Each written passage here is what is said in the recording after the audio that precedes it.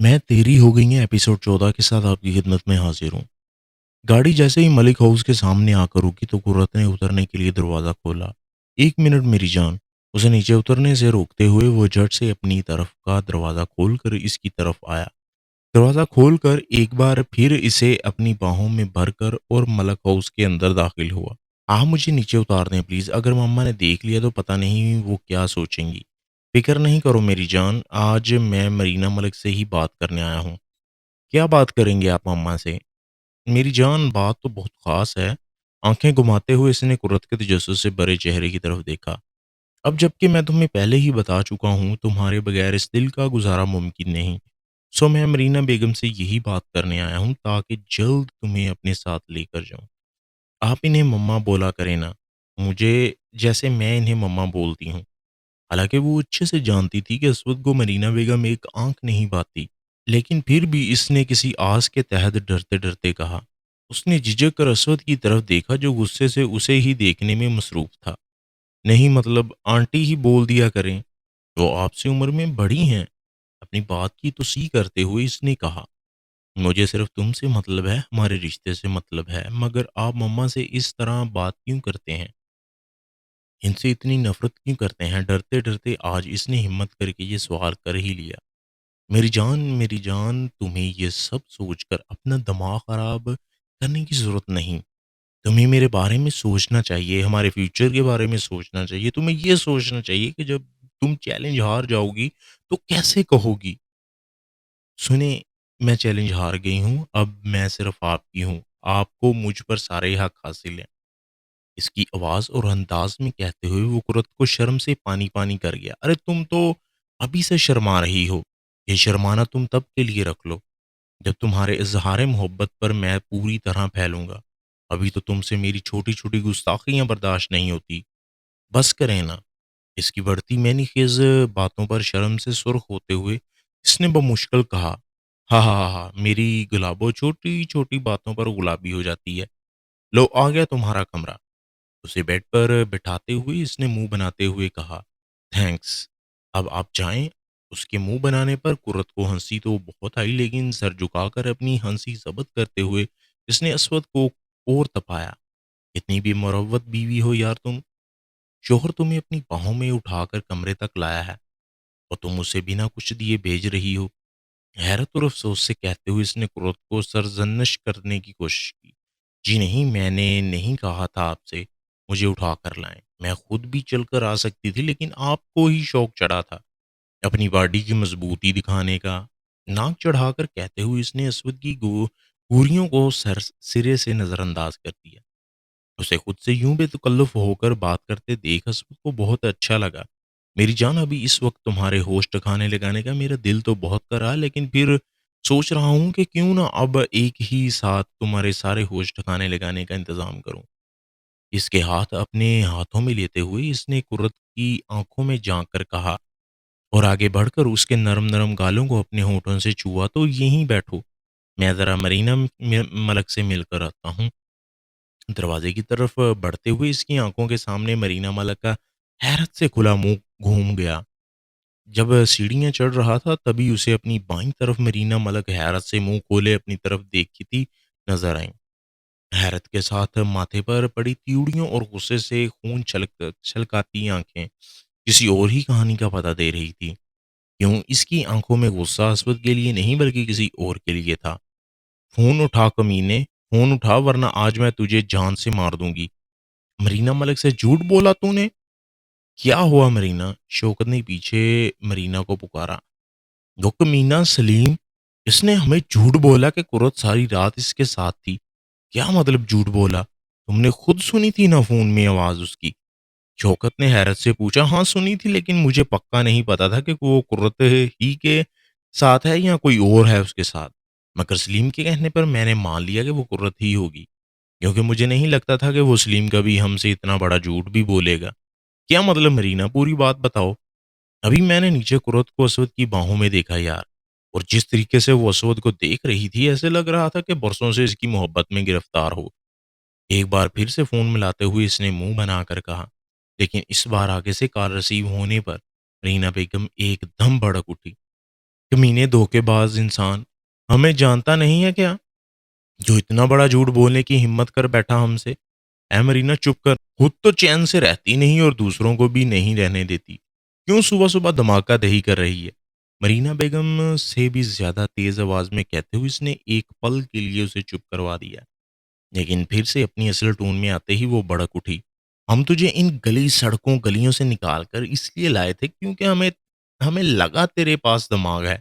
अपना आप अमीर और बड़े लोगों में शामिल करने के लिए तू कुछ भी कर सकता है, लेकिन नहीं, इन छोटी गलियों में रहकर तेरी सोच भी छोटी ही रह गई। तुझे अंदाजा नहीं कि झूठ बोलकर तूने अपनी बर्बादी को दावत दी है। खतरनाक लहजे में कहते हुए इसने सलीम को धमकी दी। बस बहुत हुआ तेरा। तूने क्या मुझे फ्री का नौकर समझा हुआ है? सलीम किसी का काम बिना पैसे के नहीं करता। तेरा काम होने पर मुझे जितने पैसे मिलने थे तूने इनमें से मुझे एडवांस में आधे पैसे नहीं दिए। लेकिन तूने क्या किया? एक फूटी कौड़ी भी नहीं दी। 3 लाख दिए, वो भी तेरी इस सौतीली बेटी के आगे पीछे घूमने में लग गए। ये 3 लाख मेरे इन पैसों में नहीं लगेंगे। और जैसे तूने कोई एडवांस नहीं दिया, वैसे तूने सोच भी कैसे लिया सलीम मुफ्त में तेरा काम करेगा? हाँ, अगर तू अभी एडवांस देती है तो आज दोपहर तक सलीम तेरा काम कर देगा। अब तू सोच ले, तुझे एडवांस देना है या फिर मैं तुम्हारी सारी पोल पट्टी इस असद मलिक के सामने जाकर खोल दूँ। तू कल का लड़का मरीना बेगम को धमकी देगा? इसकी आखिरी बात पर और ज़्यादा तपते हुए मरीना बेगम ने घबरा कर पूछा, हाँ, हाँ, हाँ, धमकी तो अभी मैंने दी ही नहीं तुझे। मरीना, धमकी तो मैं तुम्हें अब दूँगा। अगर 1 घंटे में मेरे अकाउंट में 15 करोड़ ट्रांसफ़र नहीं हुए तो तुम जानती हो मेरे पास क्या है। अगर तुम्हें याद ना हो तो बता देता हूँ। जो सारी रिकॉर्डिंग है मेरे पास जिसमें तू और तेरा यार आफ़ताब मलिक को मार रहे थे। अब जल्दी मेरे अकाउंट पैसों से भर दे, अगर मेरा मुँह नहीं खुलवाना चाहती। और फिर बिना मरीना बेगम की एक भी सुने सलीम ने अपनी तरफ से कॉल काट दी। रीना बेगम ने हैरत से मोबाइल को देखा और भागकर शौकत की तरफ बढ़ी। शौकत, अभी के अभी जाओ और 1 घंटे के अंदर सलीम के अकाउंट में 15 करोड़ ट्रांसफर करो। ये क्या कह रही हो मरीना? शौकत ने हैरत से इसकी तरफ देखा। मरीना, तुम्हारा दिमाग खराब है क्या? इतनी बड़ी रकम यूं ही ट्रांसफर हो जाती है क्या? मुझे कुछ नहीं पता शौकत, तुम क्या करते हो क्या नहीं करते हो, लेकिन मुझे अभी के अभी सलीम के अकाउंट में 15 करोड़ ट्रांसफर चाहिए। जाओ जल्दी, मेरा मुँह क्या देख रहे हो? शौकत को वहीं खड़े देखकर इसने चीखते हुए कहा, ठीक है जाता हूँ, लेकिन अच्छा होता अगर तुम मुझे बता दो कि क्या परेशानी है। शौकत, तुम पैसे ट्रांसफ़र करके आओ, फिर मैं तुम्हें सच-सच सब बताती हूँ। अच्छा ठीक है, मैं जा रहा हूँ पर कुछ वक़्त लग सकता है। ठीक है, पर जो करना है ज़रा जल्दी करो। कमरे में इधर-उधर टहलते हुए वो मुसलसल सलीम की धमकी के बारे में सोच रही थी। इस बीच वो अस्वद और कुर्रत को बिल्कुल फ़रामोश कर चुकी थी। न जाने आज मरीना बेगम का दिल चीख-चीख कर कह रहा था कि इनका बुरा वक़्त बहुत नज़दीक आ चुका है। अब तक जो इन्होंने किया अब शायद इन्हें इसका अंजाम भुगतना पड़ेगा। लेकिन दिल की हर बात को पसे-पुश्त डालकर वो फिर से इधर-उधर टहलते हुए नए सिरे से कुछ सोचने में लग गई। तभी दरवाज़ा खुलने की आवाज़ पर इसने पीछे मुड़कर देखा। असवद मलिक को दरवाज़े में खड़ा देखकर उसका हलक तक कड़वा हो गया। क्या हुआ मरीना मलिक, इतनी परेशान क्यों लग रही हो? अभी तो मैंने तुम्हें अपना आखिरी झटका दिया भी नहीं है और तुम्हारे औसान अभी से ख़ता हो गए हैं।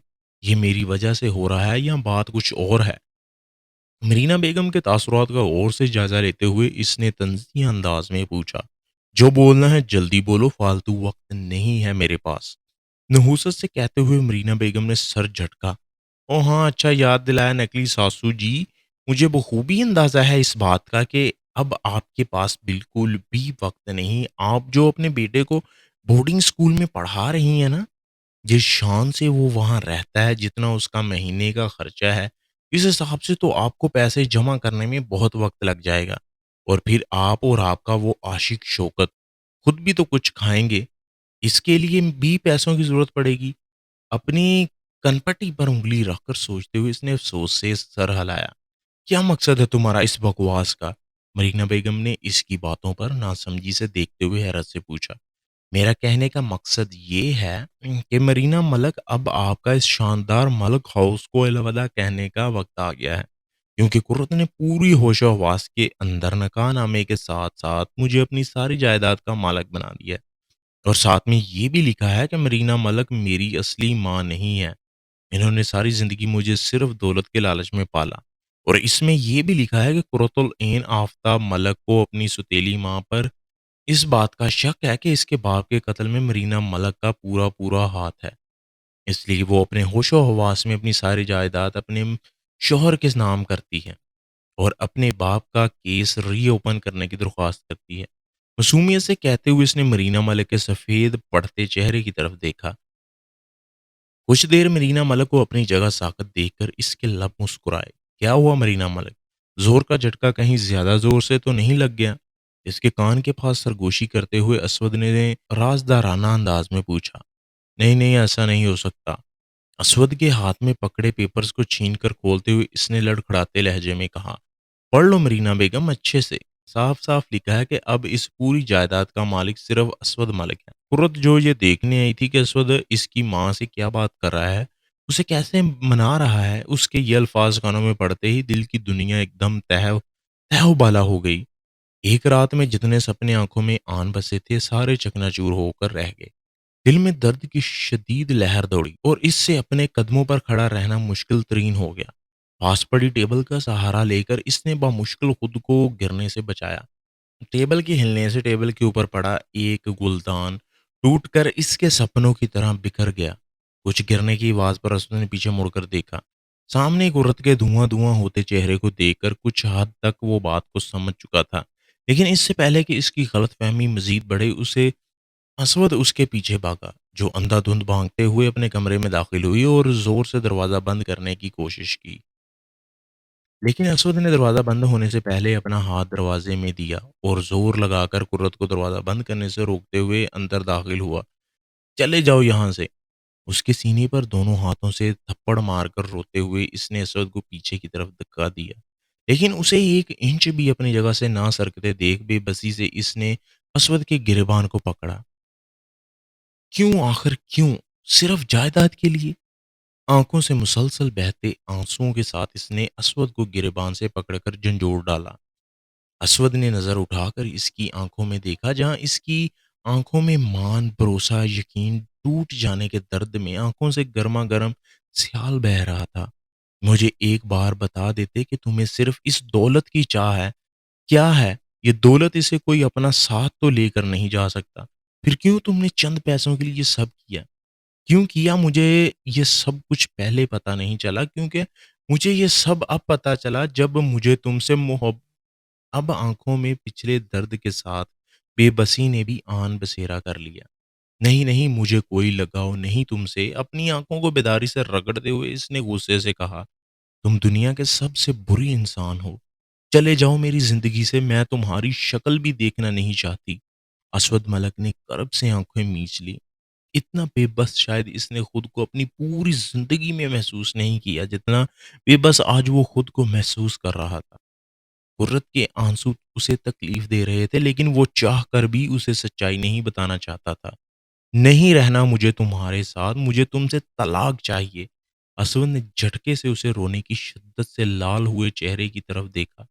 यकायक एक झटके में हाथ बढ़ाकर उसे अपनी तरफ खींचने के साथ-साथ उसके मुँह को अपनी मज़बूत गिरफ्त में लिया। खबरदार, अगर मैंने तुम्हारी ज़ुबान से ये लफ़्ज़ दोबारा सुना, तो तुम्हारी ये ज़ुबान मैं खींच लूँगा। तो दोस्तों, कैसी लगी आज की एपिसोड? उम्मीद करता हूँ पसंद आई होगी। चैनल को ज़रूर सब्सक्राइब करें, वीडियो को ज़रूर लाइक करें। मिलते हैं नेक्स्ट एपिसोड में, तब तक के लिए अल्लाह निगहबान।